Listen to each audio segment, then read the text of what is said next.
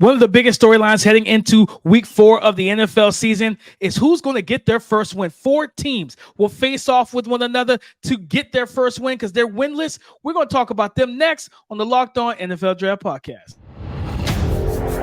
You are Locked On NFL Draft, your daily podcast covering the NFL Draft. Part of the Locked On Podcast Network, your team every day. What's up, Locked On family? Let's get locked in. Welcome back to the Locked On NFL Draft Podcast, your daily podcast covering your favorite draft prospects, part of the Locked On Podcast Network, your team every day. I'm your boy, Damian Parsons, always on the ones and twos. You can find and follow me on Twitter at DP_NFL. I'm a national scout over with the Draft Network. And guys, happy Friday. Thank y'all for tapping in with the Locked On NFL Draft Podcast. Thank you for making Locked On NFL Draft your first listen today and every day, man. Monday through Friday. Shout out to y'all for being our everydayers, but I got to kick it over to my guy, Keith Sanchez, Mr. LSU. You can find and follow him on Twitter at The Talent Code. Keep talking to him, baby. What's up, Locked On family? This is Keith Sanchez, senior draft analyst with the Draft Network, man. And like my guy DPO was introducing me, right? 2019 national champ with those LSU Tigers, man. But so you know what that means, right? We are here to bring you that championship level content surrounding the NFL draft 24/7, 365. This is the podcast that you tap into everything college football, NFL football, draft related, man. We cover it all, man, and we connect the dots for you. DP talking about connecting the dots, man. When you look up here in your intro, DP, you talked about what you said. There's 4 winless teams, and if people are listening to this podcast and they're like, why are they talking about winless teams, right? It's because they maybe need to get ready for the draft already. It's week 4, DP, but y'all may need to start cranking up those draft boards already if you're one of those 4 teams. So we're going to start off with those 4 teams, talk about their situations, their scenarios, who's at quarterback for them, and everything pertaining to that. Then we're going into what, like we always like to do, man. We say we're coaches, we get the X's and O's, we pull out the matchups, and we're giving you the biggest matchups of the week to watch out for week 4. And then we're getting into DP. He brought out the tally. We're going to see if the math is mathing today, right? And we're going to talk about those game predictions, man, and get that thing going. But DP, without further ado, man, we have a title sponsor. Why don't you hit it with our title sponsor first, and then let's get into the biggest storyline. Today's episode of Locked On NFL Draft is brought to you by Game Time. Download the Game Time app, create an account, and use the code Locked On NFL for $20 off your first purchase. Last minute tickets, lowest prices guaranteed. Keith, 4 winless teams. And for those who don't know, right, we're talking about the biggest storylines. Those who don't know, Keith, the winless teams are the Minnesota Vikings, the Chicago Bears, the Carolina Panthers, and the Denver Broncos. Funny enough, Keith, on the week 4 schedule, those 4 teams and match up this week. We got the Chicago Bears hosting the Denver Broncos, and we have the Minnesota Vikings on the road to the Carolina Panthers in Charlotte, Keith. I don't recall, especially, bro, 4 weeks in, that we got 2 matchups with 4 teams that have not won a game yet. And you talked about it. These teams might not just somebody needs to go ahead and get that draft board crank that Keith. Draft board up, crank that mock draft machine, get it going. Start scouting Caleb Williams, Drake May, Michael Penix, Quinn Ewers. Get it going, DP, because it's about that time. And I'm gonna just do the simple math, right? If you have 4 teams that are winless, right, and then 2 of these teams are gonna play, they're gonna play each other. So 2 is gonna have a win. 2 not going to have a win, right? So 2 of these teams are going to be winless. So you're talking about in prime position, DP, for a top 5 pick. And talk about the draft scenarios, right? Because you're looking at these 4 teams. The Panthers don't have a first-round pick because they gave it to the Bears. So the Bears are doubled down in this situation from the perspective of DP. They have their first-round pick. They have the Panthers' first-round pick. Both of them look like they're going to be pretty high picks, right? You might be sitting there, and this is the thing. And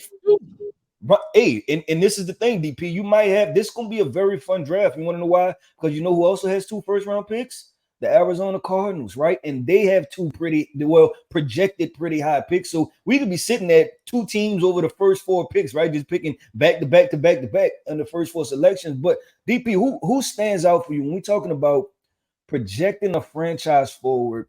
And we always like to say something, and we haven't mentioned it in a while, and that phrase is path to success, right? Who is furthest away from that path to success, and who do you feel like is closest to that path to success? I think the Chicago Bears are the furthest away right now. Like, Okay. you know what I'm saying? For and we go back to the 2023 NFL draft, and I know everything about Jalen Carter, all the blame for the accident, which you can't, I'm not blaming somebody that's in a total separate car than the car that crashed. I just can't, logically, I can't do that, Keith. You know what I'm saying? So it's like, I know everything that went on, and they're running kind of, I think, Tampa 2, that you don't have a dude on your defense, on the defensive line, right? You go get, Zach Pickens and Gervon Dexton. The jury's still out on them. I haven't seen enough impact plays from either one of them, but I'm seeing Jalen Carter wreck offensive line game plans week after week right now. So that type of situation, and then okay, I like the receivers they have, right? I like the running backs they have. The offensive line is still coming together, but the most important piece is the quarterback. So I think they're furthest away because, Keith, it feels like this thing is heading for.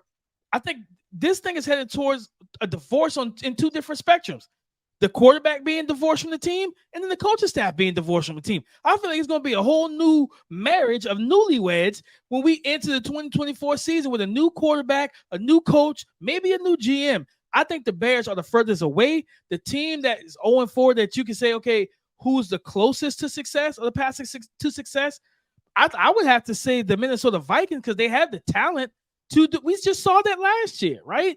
They have the talent. It just hasn't started out well this year. Yeah, so it's in a weird way, DP. I'm all of these teams are in bad situations, man. When you look at it right there, right? Because I'm about to make a case for one team, but then I can make a case for all of these teams being in bad situations. And it's all about perspective, right? So I'll say this: I'll disagree with you on the Bears because I see that they have a way out, right? And their way out is if they get rid of everybody. We just talked about the first round picks, and this is the thing: they have 2 first round picks on top of a tradable quarterback in Justin Fields, right? So they may have, let's say they have 2 first round picks and then another 2 second round picks in Justin Fields, right? So, whatever, like right. So you could potentially be on a Houston Texans type trajectory after this season is over, to where we're just rebuilding. But it's always bad because in the Chicago Bears, real quick, you hired an offensive coordinator, right? And the offense looked bad. Then you hire a defensive coordinator, and the defense looks bad. So I'm not head coach. Right. That's what I'm saying. Like you hired him to be the head coach, and I'm not sure what their thing is. So I'm gonna actually say, I think the Bears are potentially in the best situation, right? I agree. The Panthers to me is a scary situation, and that's because the Bears have y'all first round pick. And we talked about this before on this podcast, and it appears that people said that the Panthers were a quarterback away. That's when DJ Moore and Christian McCaffrey was on this team. They're a lot more than a quarterback away, DP. When you watch the film and you cut the film on, and we've talked about it on this podcast before, and we say, hey, this is kind of concerning, right? And we watched this in preseason, and we say this is kind of concerning. Training camp for me. Training camp, and you say this is kind of concerning. So I think the Panthers are I think the furthest away. The 2 teams that are kind of in the middle and meddling, they're both with the veteran quarterbacks, right? The Vikings and the Broncos, DP. And the Vikings, I guess if you keep losing, right, you tank for Drake May or Caleb Williams if he wants to come there, or any one of these quarterbacks, and you could potentially be in an okay situation because you still have Justin Jefferson and Jordan Addison moving forward. The Broncos, DP, I look at them and I think that's why I put both of these teams in the middle, and I put the Broncos there too because they can potentially turn that thing around, right? And you have a quarterback, and Sean Payton has proven.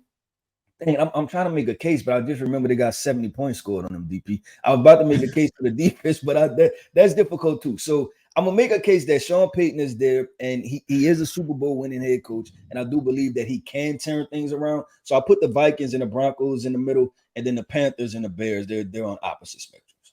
You swayed me because I didn't think about the picks when I said Chicago, but you're right. I do think the points I made about the divorce is true, but you're right. You're 100% right. And the thing is this: if we're talking about today, DP, who's the worst building? It's by far the Chicago Bears, right? If there's one place you don't want to work, you don't want to show up to work, Chicago. It's the Chicago Bears right now. So I'm with you if you're talking about in the moment, right? Like we said, we talked about path to success, DP. I'm gonna roll with the Bears having in a weird way, they have the brightest path to success to figuring that thing out. They could just get a competent general manager, DP. But I think that was fun, man. We're talking about 2 0-4 teams. Probably gonna do some game prediction. I think it'd be fun, right? They're not playing good football. It'd be fun just to see who we think will win and why, right? I think it'd be pretty fun, pretty exciting. And we could get into that. But then coming up next, DP, we're gonna talk about matchups, man, because we have the Buffalo Bills playing the Miami Dolphins, right? And then we also have the return of Zeke. The return of Zeke, man. Ezekiel Elliott is going back to Dallas, to Jerry's World, right? The place where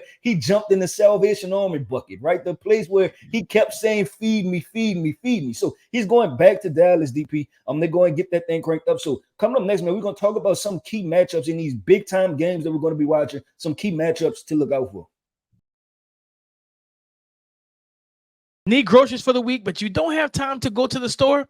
Try grocery delivery from DoorDash. You'll get everything you want delivered when you need it right to your front door. With thousands of grocery stores to choose from, you will find the best in your neighborhood while boosting your local economy with each and every order. You'll get exactly what you ordered, guys, or they will make it right. So sit back, relax, and enjoy quality groceries just like you handpicked them yourself. With easy substitutions right in their app, they have the best in-class customer support. DoorDash delivers groceries exactly the way you want it and expect it. So, guys, get 50% off your first DoorDash order up to a $20 value when you use the promo code LOCKEDONNFL at checkout.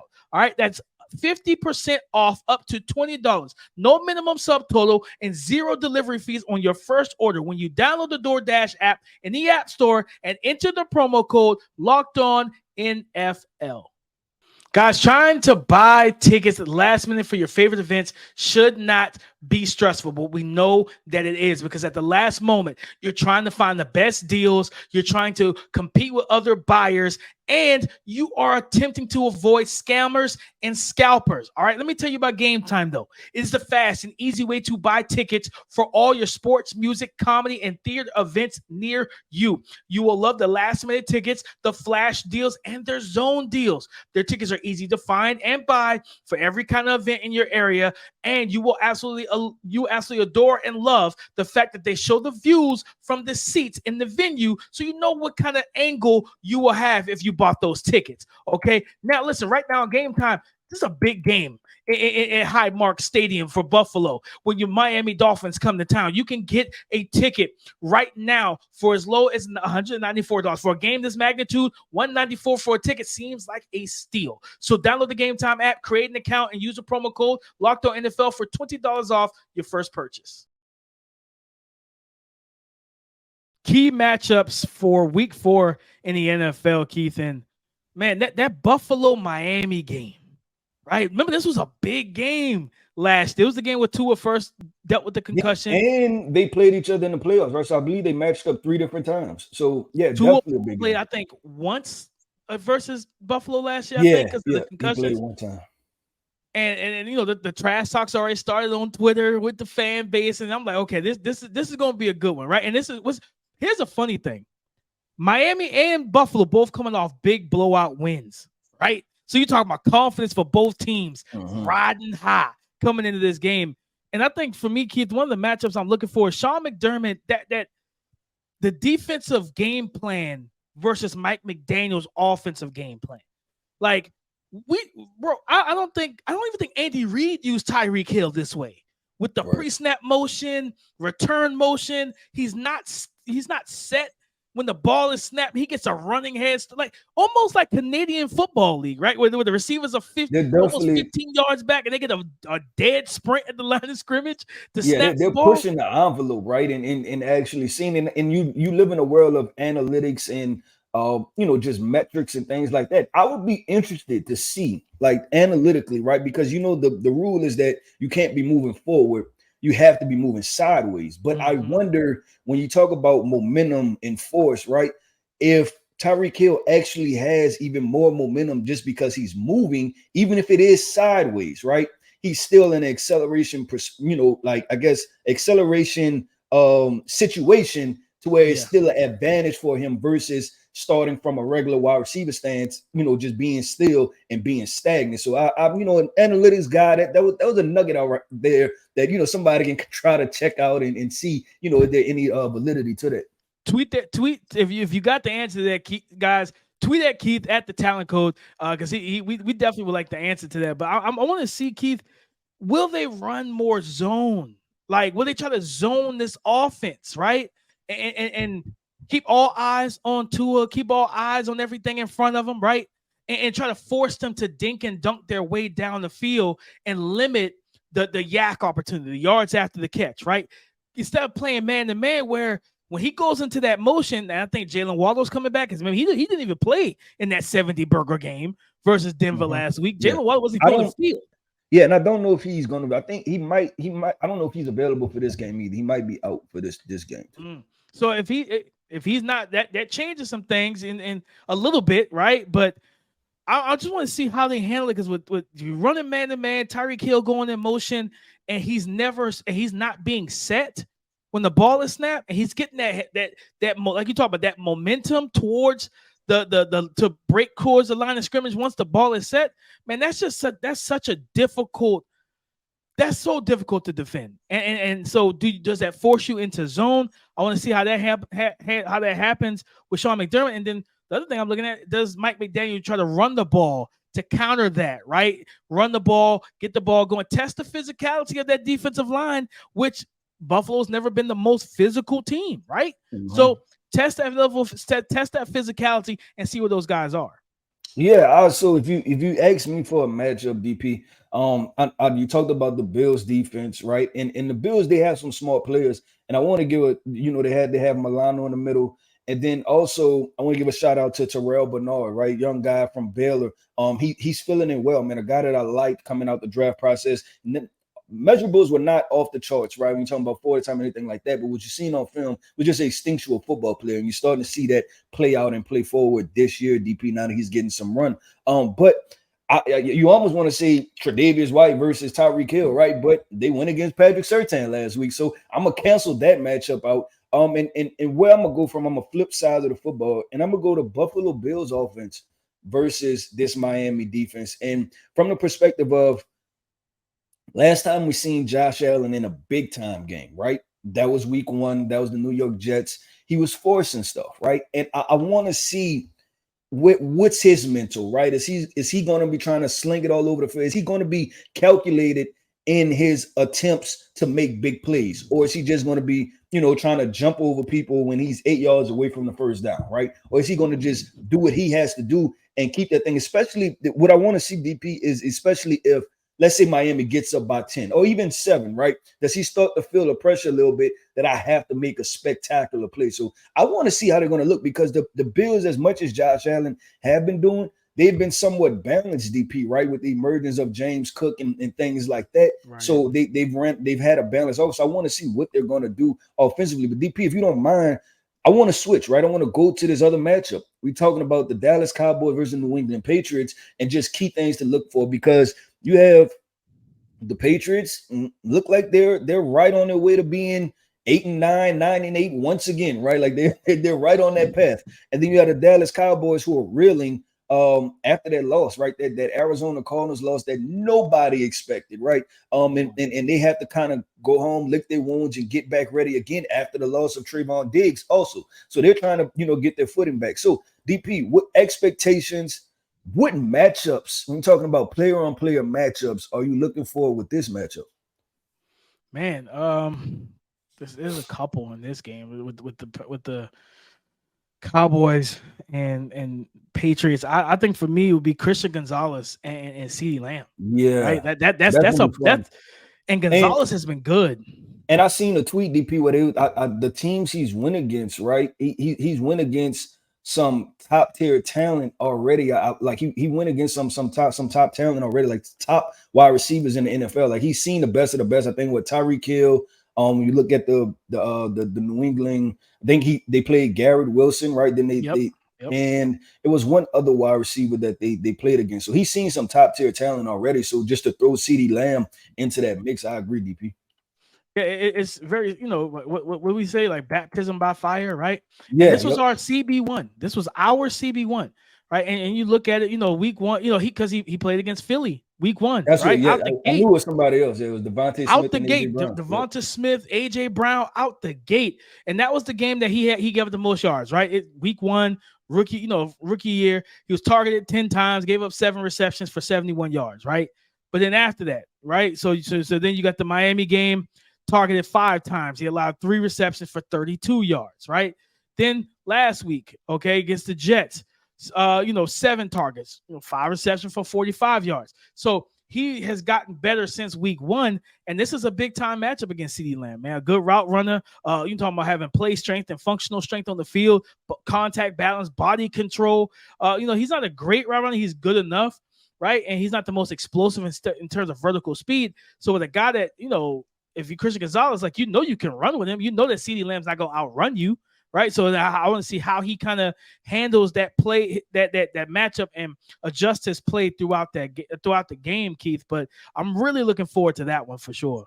Yeah, I'm gonna go to the trenches, DP, and I'm going with the situation of this New England Patriots run game versus this Dallas Cowboys defensive line, right? And that's the front seven. And Arizona kind of took it to them some, right? Like they took it to them. They were up for the game. They were ready. That was quote unquote their Super Bowl, right? And they took it to the Dallas Cowboys. So with a New England team that right? Like they're gonna come run the football. Like New England, it's 2002 in New England, right? Like it's back to the future, right? It's 2002 for New England, so they're going to come in and run the football. So I'm looking at guys like Big Jonathan Hankins that they picked up right in free agency, and then you talking about Mozzie Smith, the guy they drafted, right? And then on the edges, DeMarcus Lawrence, Doran Strong.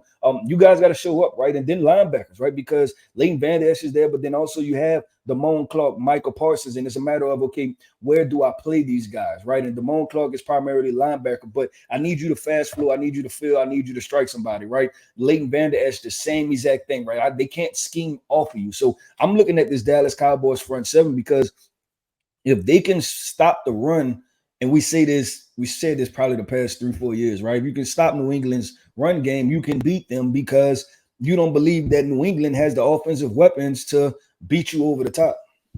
No, without question, right? And that's where I'm looking at too in this matchup as well, Keith, to kind of close out my argument or my thoughts. The Dallas Cowboys, Keith, looking at the numbers defensively, they are 4th in the league in total yards allowed per game with 262 yards allowed. They are tied for second with sacks, with 12 sacks, and they're number 1 in the league defensively in turnovers created with turnover differential with 6 plus 6. So this is a defense that can absolutely win this game. So it's like, Mac Jones, can you play efficient football, get the ball out of your hands, not allow DeMarcus Lawrence and Micah Parsons and those guys get back there to harass you? We will see. But that is something that I got to keep my eye on, because this Dallas defense, even without Trayvon Diggs, it's legit. But like you said, they got to stop the run. If they stop that run, I think that they could put the clamps on that passing game kind of easily. Yeah, DP talking about putting the clamps on, right? DP, I'm trying to put the clamps on these game predictions, man. I have to get out ahead. I have to win. I'm trying to get ahead, and I'm trying to take off, right? I'm trying to put some distance out there. So, man, we about to make these game predictions. So coming up next, man, we getting into the NFL Week 4 game predictions, who we believe is going to win, who we believe is going to lose, and why. Our partners at eBay Motors have teamed up with Locked On Fantasy Football host Vinny Iyer to bring you some of the best fantasy picks each week, all season long. Whether you're prepping for a daily draft or scouting the waiver wire every week, we're going to provide you players that are guaranteed to fit on your roster. So let's see who Vinny has picked out for us on this week's eBay's Guaranteed Fit Fantasy Picks of the Week. Broncos running back Javonte Williams has gotten a healthy 48 opportunities in the first 3 games, but so far he's managed only 180 scrimmage yards and 0 touchdowns during the team's 0-3 start. Expect the volume to finally convert into true fantasy production for Williams as Denver gets the wilting Bears defense in Chicago in Week 4. The Bears have given up plenty of overall yardage and scoring juice to backs through the first 3 weeks, and Williams will be the latest to take advantage as a runner and an outlet receiver for Denver.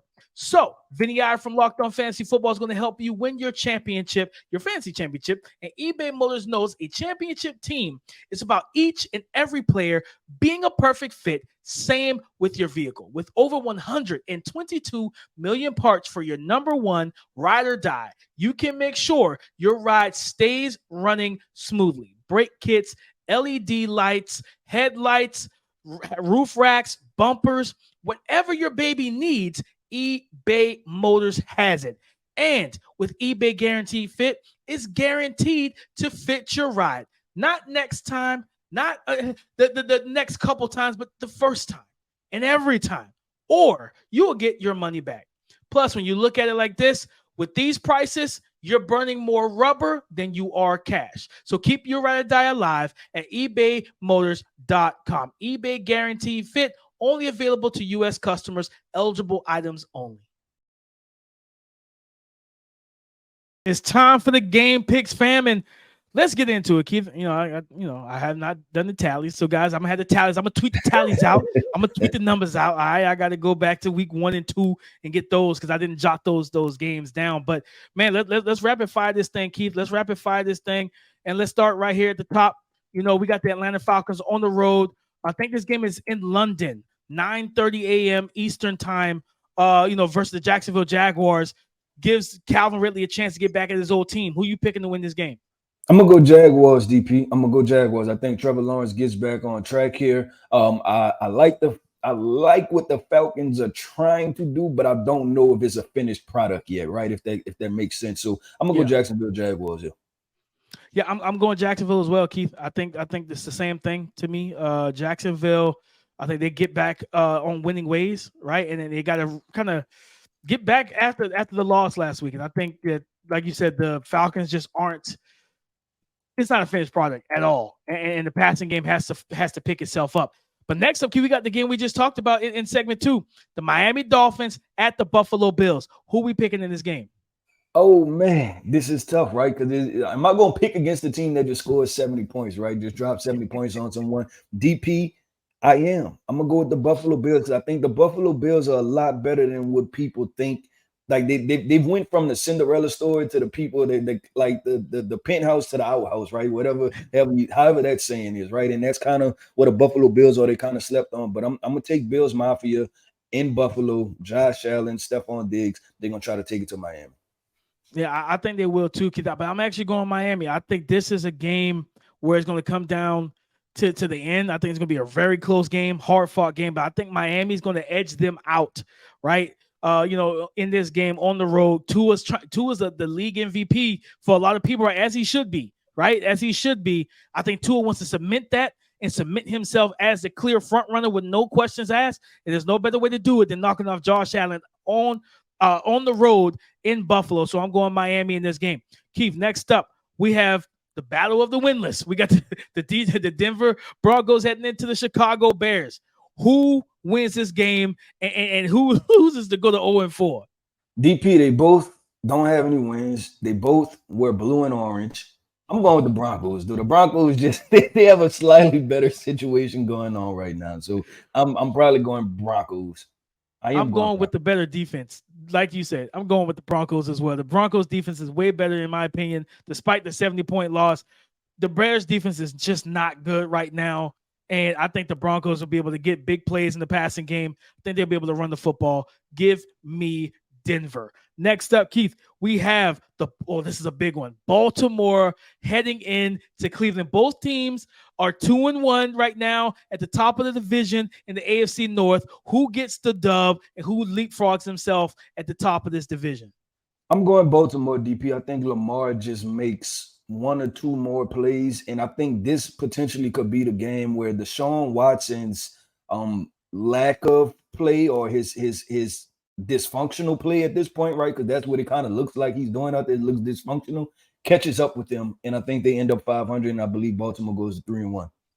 This one was tough because I watched the tape of the Cleveland game this past week, and Deshaun, outside of like a few kind of weird moments, he looked really good. He looked like the Deshaun of old. Deep throws, him and Amari Cooper. It looked good, right? But that's the only game he's looked strong. Yeah, I think it's picking up momentum talking about the Deshaun Watson, but I just I don't know if it's there yet. I think it's still 2-3 weeks. The consistency we need to see. Yeah. Yep. And because of that, I'm going to lean on, I'm going to go Baltimore. They better block Myles Garrett. That's the only thing I'm going to take. Block Myles Garrett, please, because if not, this is not going to go well. Because the Browns defense has been playing very good football. But I'm going to go Baltimore as well. I think Lamar Jackson will be able to edge it out. Next up, Keith, we have the Cincinnati Bengals at the Tennessee Titans. Cincy. I'm going Cincy too. Cincy hasn't looked great, but they're just a better team right now. So I'm going to go Cincinnati. Yeah, I got to go Cincinnati in that situation as well. We have next up the Los Angeles Rams heading into Indianapolis. AR. Anthony Richardson is back. He's been practicing. We expect him to play, right? Expect him to play. Who you got picking in this game with Stafford and A-Rich at quarterback? DP, I'm going to go to Rams. I think heading into this season, the question mark was, are the Rams tanking? Is it over with, right? Like, is this just the kind of the last hoorah for Aaron Donald, Matthew Stafford, and Sean McVay? But they're actually coming out there and competing, right? Like, they almost won that game Monday night at Cincinnati. So I'm going to go to Rams because I think they're competing and they want to play high-level football, and I'm going to go with Matthew Stafford being a veteran. Now, Keith, I'm going with the Colts. I think AR comes back and picks up where he left off, being able to run the ball, showcase the arm talent. He was looking good, kind of commanding this offense, playing efficiently, especially early in that game, against Houston and everything. I think they'll be able to do it. I worry about that offensive line for the Rams, be able to protect, Matthew Stafford. They've been struggling with that a little bit and everything, but I think it could be a good game. I'm going with AR. Next up, we got the Tampa Bay Buccaneers going into New Orleans. We don't know if Derek Carr is actually playing, if it's Jameis Winston. Who are you picking in this game, Keith? DP, I'm assuming that Derek Carr is not playing, and I'm still picking the Saints. I'm picking the Saints to win, DP. They're at home. They're the Dome. The Dome is going to be rocking. And I like, in a weird way, but it's because I live in New Orleans. That's not why I'm picking the Saints, but because I live in New Orleans, I'm kind of more in tune with the backup quarterback situation, right? Because you're around the team more. And this team, the players believe in Jameis Winston. So I don't think it's going to be a half-hearted effort. They embrace Jameis Winston, and I'm not just talking, quote unquote team. I'm talking about like team leaders, Cameron Jordan, Alvin Kamara, Michael Thomas. They all have a liking for Jameis Winston. So I think you're getting a full-out effort from the New Orleans Saints on Sunday after they lost to the Packers, which they feel like they shouldn't have lost. So I'm gonna go to Saints. Yeah, Keith. When I looked at the schedule, I said, "Oh, they're home." I'm going Saints as well. Like you said, I think the place is going to be rocking, and I think that defense is going to play with so much fire. Hopefully, not too much fire that Mike Evans and Marshawn Lattimore gets kicked out. They don't like. Can we go 1 year without y'all two fighting in the middle of a game? I need it. You just play good football, battle it out, and let's just go on about our business. But I'm picking New Orleans. Next up, the Washington Commanders coming off a big time loss versus a really good opponent, the Buffalo Bills. Now they're going into Philly, Keith. We about to find out if the Commanders are real or not. Who are you picking in this game? I'm going to go – well, this is tough. I'm going to tell you why this is tough, because what's been projecting Philly forward has been the run game, right? That's been most consistent. And the Commanders' best part of their defense is their defensive line, right? It's where they put all their draft picks. So I think it's going to be a close game, but I think Philly edges it out, but I think it's going to be a competitive game.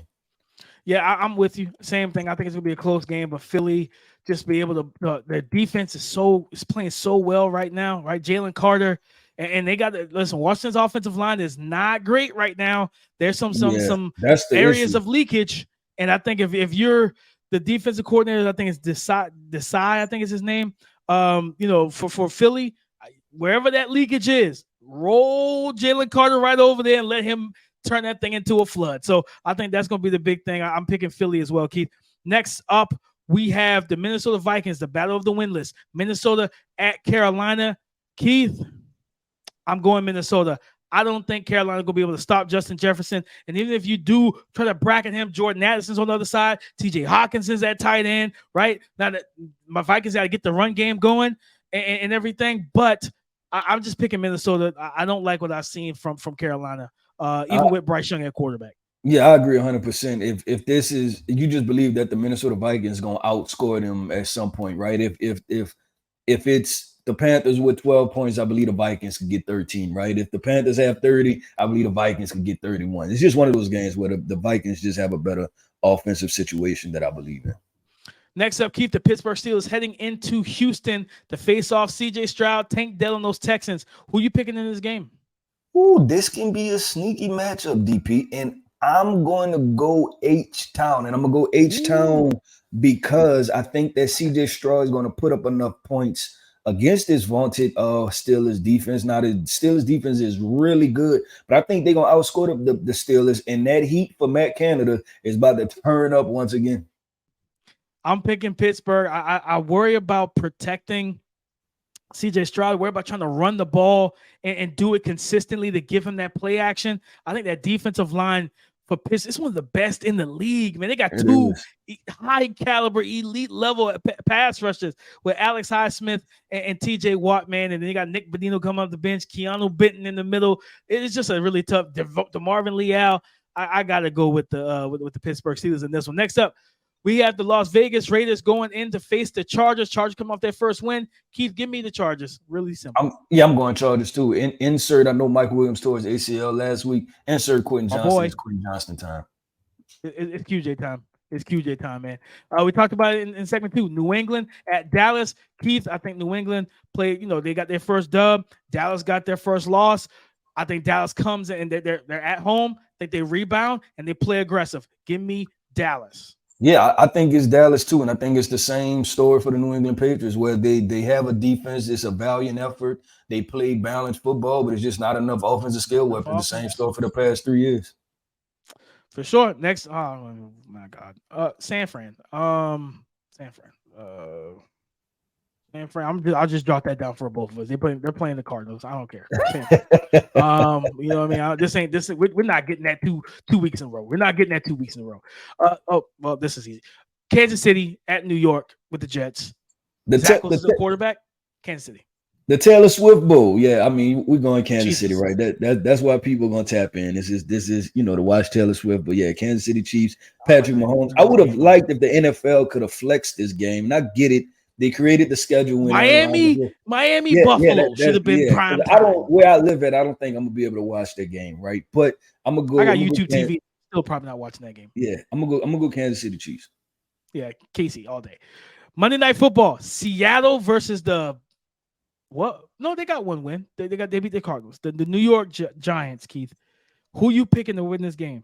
I'm going Seattle. Seattle and the Heat starts to turn up again in New York. Yep, I'm picking Seattle as well. I think Seattle go ahead and make everybody look kind of weird in New York about paying Daniel Jones, and we'll see. We're gonna have this conversation as the season goes on. That's one thing I'm saying. You know what I mean? We're gonna see how it goes. But that's our pick'ems, guys. We got them. I'm gonna have the tally. I'm gonna tweet the tally out from the first 3 weeks of the season, man. But listen, great show, Keith. Great show. We previewed week 4. We talked a lot of stuff, man. Talked about a lot of stuff today. Oh, yeah, man. Had a lot of fun. Like we said, man, from the storylines to the matchups to watch to the game prediction, man. But that's what we do, right? That's what we do over here. We break everything down, man. That's why we call ourselves, man, the best football podcast that they have out there. And, man, what we want to say is that we have the best everydayers out there, man. So thank you for tapping in with us, man. Shout out to our everydayers. Thank you for tapping in with us every single day. Make sure y'all tap in with us tomorrow. Yes, as we go live talking about college football, we are finally into conference play where we get some good matchups. There's no more cupcakes. Get the cupcakes out the way, man. We get some good conference games, man. So make sure y'all tap into us Saturday morning. That is 9:30 Central, 10:30 Eastern. See y'all there. Go subscribe and follow for free on YouTube, wherever you listen to podcasts. Get the latest episode as soon as it is available. Thank y'all so much for making Locked On NFL Draft your first listen today and every day.